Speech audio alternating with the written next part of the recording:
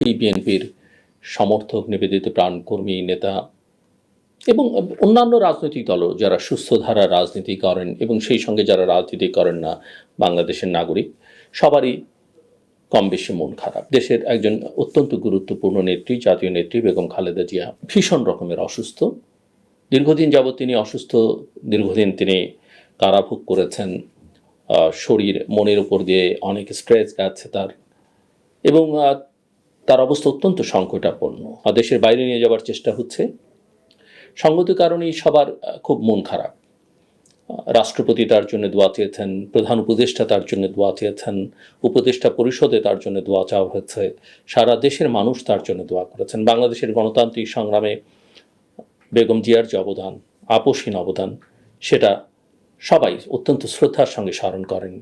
তিনি তিনবারের প্রধানমন্ত্রী ছিলেন, বিরোধী দলের নেত্রী ছিলেন, এবং ব্যক্তিগতভাবে এই নেতৃত্বে থাকাকালীন সময়ে কখনো কোনো রকমের বিতর্কের মধ্যে তিনি নিজেকে জড়াননি, কোনো রকমের অপ্রাসঙ্গিক কথাবার্তা বলে নিজেকে খেলো করে তোলেননি, অন্তত তার যারা প্রতিদ্বন্দ্বী ছিলেন তাদের তুলনায়। এই খারাপ সময়েও যেহেতু আলোচনাটা রাজনৈতিক বিষয় নিয়ে আমার, এবং যেহেতু তার জন্য দোয়া করা ছাড়া ব্যক্তিগতভাবে আমার কিছু করবার নেই, তাকে সুস্থ করবার দায়িত্বটা সম্পূর্ণরূপে তার চিকিৎসকদের উপরে এবং সৃষ্টিকর্তার উপরে নির্ভর করে। রাজনৈতিক বিষয়ে কিছুটা আলোচনা করতেই হচ্ছে, এবং মূল কথা যেটা আমি বলতে চাইছি, যেটা আমি অনেক দিন ধরে বলছিলাম, যে ফেব্রুয়ারি মাসে বর্তমান সরকারের অধীনে আমি কোনো নির্বাচন দেখি না। আমি আমার কথার আবারও পুনরাবৃত্তি করছি। আমি বরাবরই বলে এসেছি, যদি কোনো নির্বাচন হয় সেটা একটা ফার্সিক্যাল ইলেকশন হবে, সেটা হয়তো 2014, 18 বা 24, কিংবা তারও পেছনে যদি যাই 1996 সালের ফেব্রুয়ারি, কিংবা 1986, 1988-র মতো একটা নির্বাচন হবে। এবং আদতেই আমি এখন আর কোনো নির্বাচন দেখি না।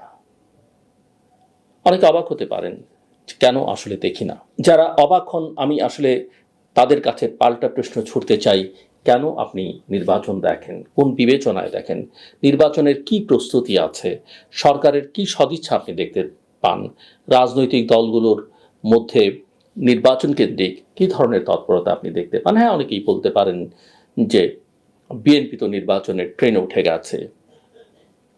আমি বরাবর বলে এসেছি যে নির্বাচনটা আসলে অনেক আগেই হয়ে যাওয়া উচিত ছিল, কারণ গত 14 মাসের দেশের অর্থনীতি, রাজনীতি যেভাবে ক্ষতিগ্রস্ত হয়েছে, নিরাপত্তা যেভাবে সংকটের মুখে পড়েছে, এই নির্বাচন অনেক আগেই হয়ে যেতে পারত। এবং আমি একথাও বলেছি যে ডিসেম্বরের মধ্যে আসলে নির্বাচনটা হওয়া উচিত ছিল, এবং বিএনপির আসলে এখান থেকে ফেরা উচিত হয়নি, মানে এখান থেকে শিফট করা উচিত হয়নি। যে কারণেই লন্ডনে যখন প্রধান উপদেষ্টার সঙ্গে বিএনপির ভারপ্রাপ্ত চেয়ারম্যানের, তখনই আমি বলেছিলাম যে বিএনপি ট্র্যাপড এবং তারেক রহমান ভালনারেবল। আমার ভিডিও বা ব্লগের শিরোনাম এটা ছিল, আপনাদের স্মরণ থাকবার কথা। আজকেই আপনারা দেখেছেন যে সামাজিক যোগাযোগ মাধ্যমে বিএনপির ভারপ্রাপ্ত চেয়ারম্যান একটা স্ট্যাটাস দিয়েছেন, তার মায়ের জন্য দোয়া, তার মায়ের জন্য যারা চিকিৎসক সহ অন্যদেরকে ধন্যবাদ, কৃতজ্ঞতা, প্রধান উপদেষ্টাকে ধন্যবাদ, এগুলো আছে। কিন্তু ওই বিবৃতির শেষ প্যারাটি অত্যন্ত গুরুত্বপূর্ণ। অনেক দিন ধরেই এই প্রশ্ন, এই আলোচনা আমরা শুনছি, তিনি আসবেন, তার দলের নেতারা বলছেন, বিশেষ সময় বেঁধে দিচ্ছেন, বিশেষ দিনের কথা তারা বলছেন, কিন্তু মিস্টার রহমান দেশে ফিরছেন না। কিন্তু আজকে প্রথমবারের মতো তিনি পরিষ্কার করলেন তার এই ফেসবুক স্ট্যাটাস দিয়ে যে তিনি কেন আসছেন না। তার মূল বক্তব্য হচ্ছে যে তার বাংলাদেশে ফেরাটা তার নিজের ইচ্ছার উপর নির্ভর করে না, এমন কিছু বিষয় আছে যেটা অন্যের দ্বারা নিয়ন্ত্রিত। এবং তার বক্তব্য আরও একটা বিষয় আছে যে সবকিছু তিনি প্রকাশ করতে পারছেন না। এবং শেষ লাইনটি হচ্ছে, এই যে রাজনৈতিক পরিস্থিতি, মনে রাখবেন এটা ব্যক্তিগত পারিবারিক পরিস্থিতি নয়, রাজনৈতিক পরিস্থিতি প্রত্যাশিত পর্যায়ে উপনীত হওয়া মাত্র তিনি স্বদেশ প্রত্যাবর্তন করবেন। এখন আসলে আমার কথার সঙ্গে মিলিয়ে দেখুন রাজনৈতিক পরিস্থিতি